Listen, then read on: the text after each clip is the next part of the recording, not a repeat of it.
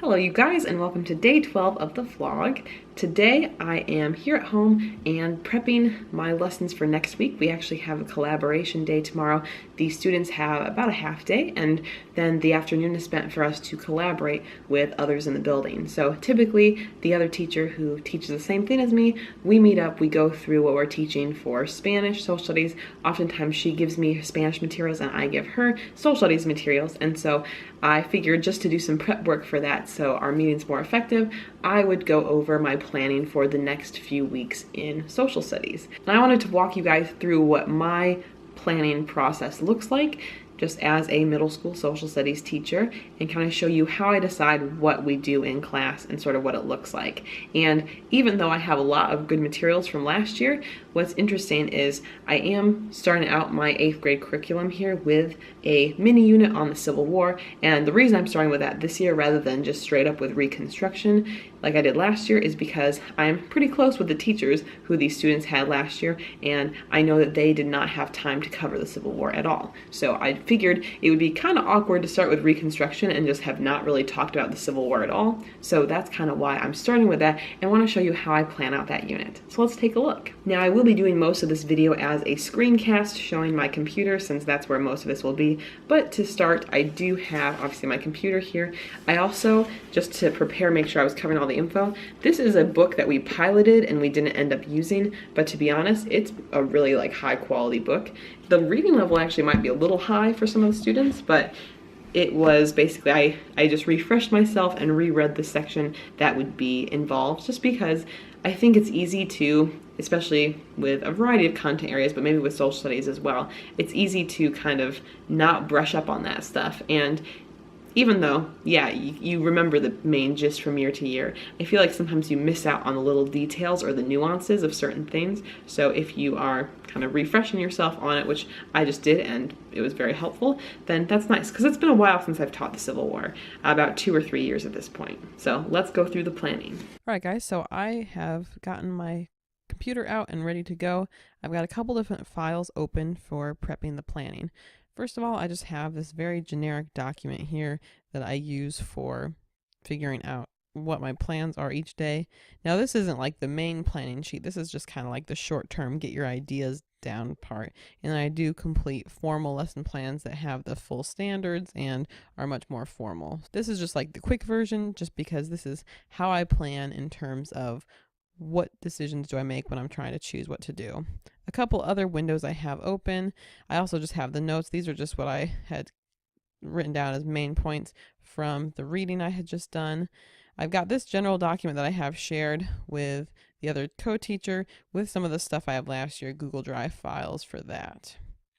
I also have the social studies standards for middle school pulled up, just because I do reference those as I go through, and I try to make sure I incorporate every single standard on these pages at least 3 times during the year, just so students are really getting a variety of these skills, and that includes all 3 levels here. A lot of the standards have a less complex, moderately complex, and more complex standard. So making sure I'm incorporating all of those multiple times. Kind of how I start out. First, I have to gather the information and think of the big picture. For me, the easiest thing to do is to read up on whatever the topic is, or just re-educate myself, learn more about it.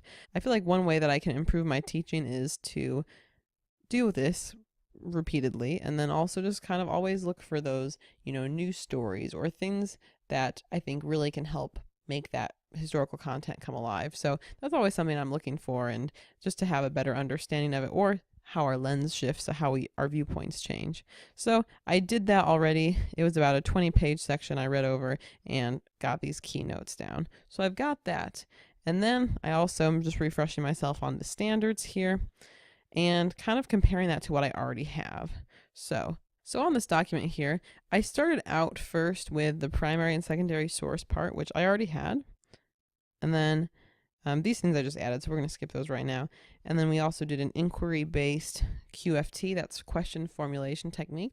To learn more about it, I definitely recommend going to writequestion.org. So I've got that as a great opener for the Reconstruction section.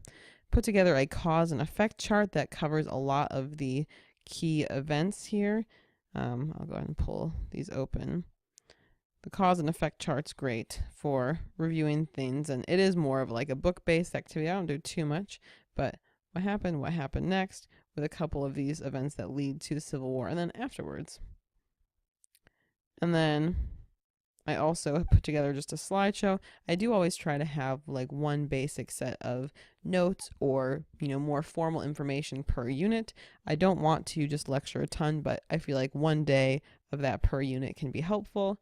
And then I also have a discussion prompt we did last year. So that being said, that's all here.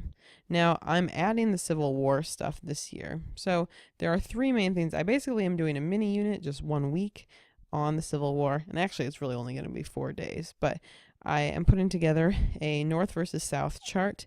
Now I have a version of it. I don't know digitally where it is because I haven't used it for a couple years, but I will assemble a new one if needed. I also have a slideshow I had put together before about the Civil War.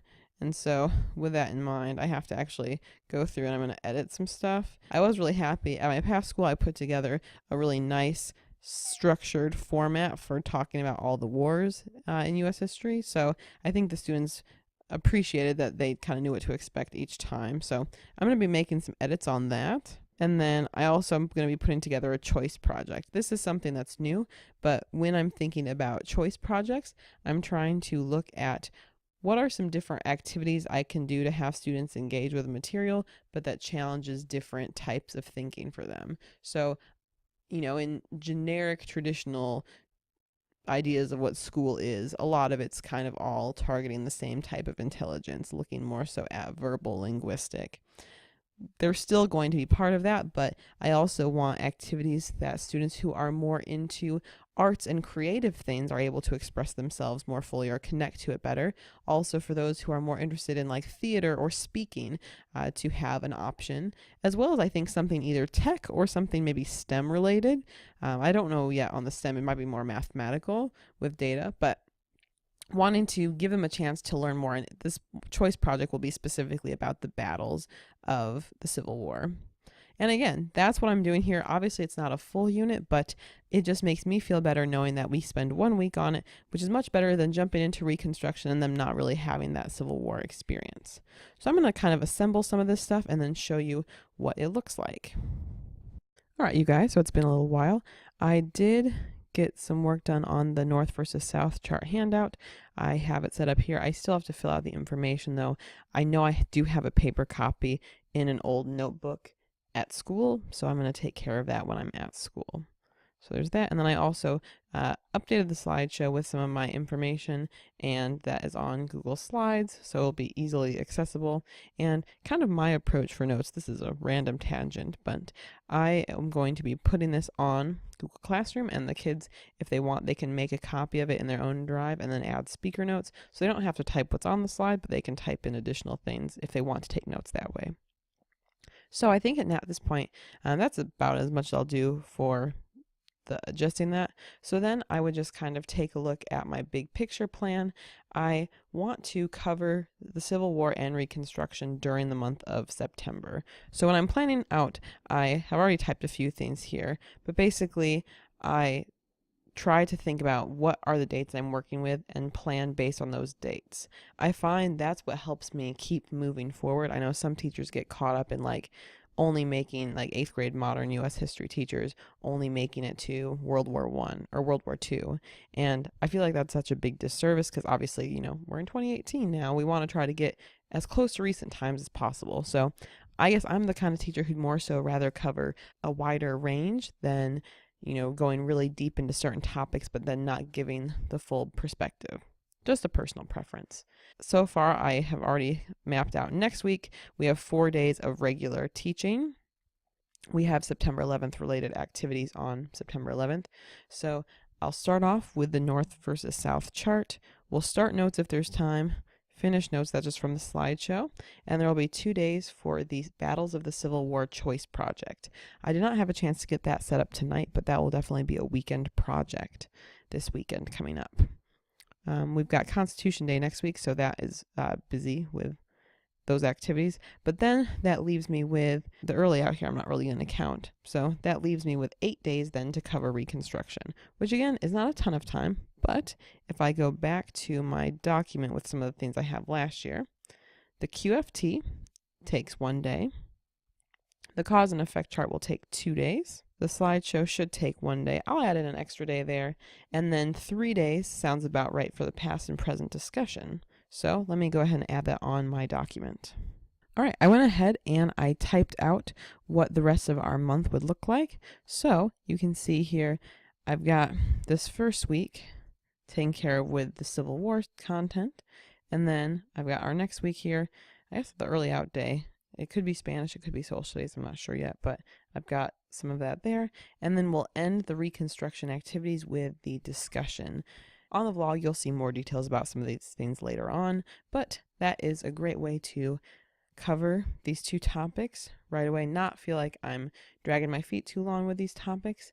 And then there would be some sort of assessment then after this. So then the next week we would have probably the test or quiz on this particular topic. Although I do see the discussion as one of the larger assignments there, and I feel like discussions can be very telling about what students know, and I find are typically very enjoyable days of class. But anyway, that's kind of my setup here for how I plan. Obviously, this was a smaller unit. We're only looking at the 15 days here approximately, not even that many. But even though this was a smaller unit, this still follows the same sort of format that I use for other units too. So whether it's for Spanish, social studies, even my elective like Encore class, I want to think about the big picture first, get my information and main idea set, check the standards, and then kind of start plugging things in from there. So it's definitely become easier with time. I feel like my intuition for lesson planning gets better with time, but that kind of wraps up how I plan. So thank you guys so much for watching that video. Hopefully that gives you a little bit of insight into how I plan. And even though it's not always the same process, in general, this is really helpful to me to kind of think big picture first and then break down the details based upon the day. But of course, this is for a middle school social studies classroom. If you're doing other subjects, I'm sure it looks a bit different. If you guys want to check out any of our past videos, you can do so over here, or feel free to subscribe to the channel up here. We'll see you guys next time. Bye.